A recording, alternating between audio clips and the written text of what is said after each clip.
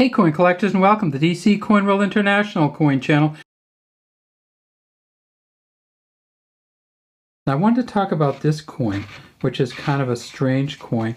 And these ones, you see these once in a while because they are almost exactly the same size and weight. Today it's the 1974 United States quarter. We have three of them here. We have the Philadelphia, the no mint mark quarter. We have the Denver, and the Denver quarter, of course, is going to have that D over there behind Washington. And then we have the San Francisco Mint quarter, and in 1974, the San Francisco Mint quarter is going to be a proof quarter. No silver quarters. They didn't start those until the 90s, but this is a really beautiful copper nickel clad copper coin. We get it onto the back and you can see that it clearly is a proof quarter, but it's clearly a proof quarter from the 1970s. So you're not going to see a lot of feathers on the legs. You're not going to see a good beak line detail there, and you're not going to see the real kind of cowlick that you see on some of the more modern coins. Again, the shoulders here, not so many feathers, but this is almost as good as it gets from 1974. Look down here at the bottom, we see that the eagle is holding a sheaf of arrows, feather end, sharp end or arrow end here, olive wreath down below the eagle, and you can see really good detail of the eagle's tail down below the arrows, and some pretty good detail on that ribbon that holds the arrows together. We get way down to the bottom, we see it says $quarter, and in these ones from the 1970s, you're almost always going to see this A touching a leaf over here, but no touching for these other ones unless it's a mint error or a type coin, which they didn't have in 74. The San Francisco Mint in 1974, they made 2.6 million of these. They found 110 of these so far that are a deep cameo proof 70. This is not a deep cameo or a proof 70, but it's in pretty good shape. Unfortunately, there are probably more than 1 million of these in this kind of shape because they came in a proof set and they haven't been circulated. It says Liberty at the top, In God We Trust here. Down at the very bottom we see that there is a J and an F, and that's for John Flanagan, the engraver of this coin. And you can see this is one of those S's that's not very clear, but they all look like this in 74. So the best one so far, around $800. In terms of the Denver Mint coins, you see this one has a little bit of coloring there, and that's what happens sometimes at the mint. The metal cools at different rates, and sometimes you get this coloring on here. But it won't take away from the coin, but in this one it won't add much to it either.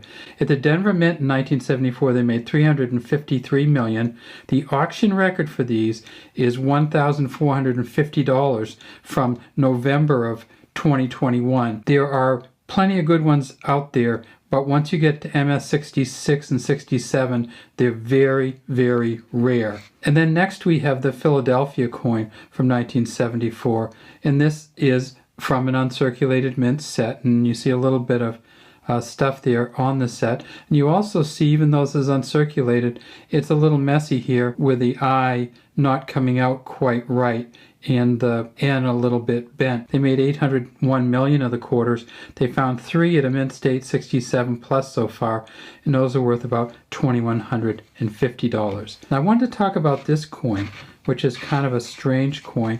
And these ones, you see these once in a while because they are almost exactly the same size and weight, and once in a while one of these will come up.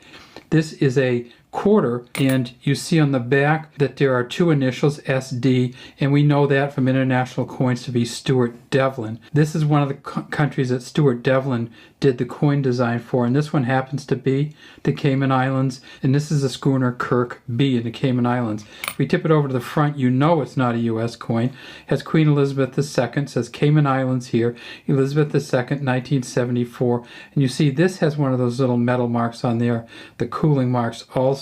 This coin came proof set in 1974, which had a silver $1, $2, and $5 coin in it. And so just in silver weight alone, that proof set from the 1970s is worth close to $90.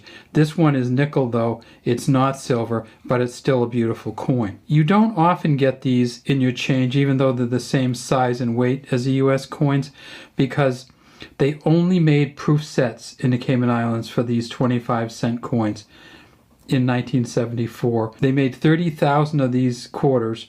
They're worth $1 to $3, but once in a while you'll get one of these in your change in the United States, and I always say just keep it, because there are not very many Cayman Island coins out there, and this year was one that they didn't even circulate them. This one was made at the Royal Canadian Mint.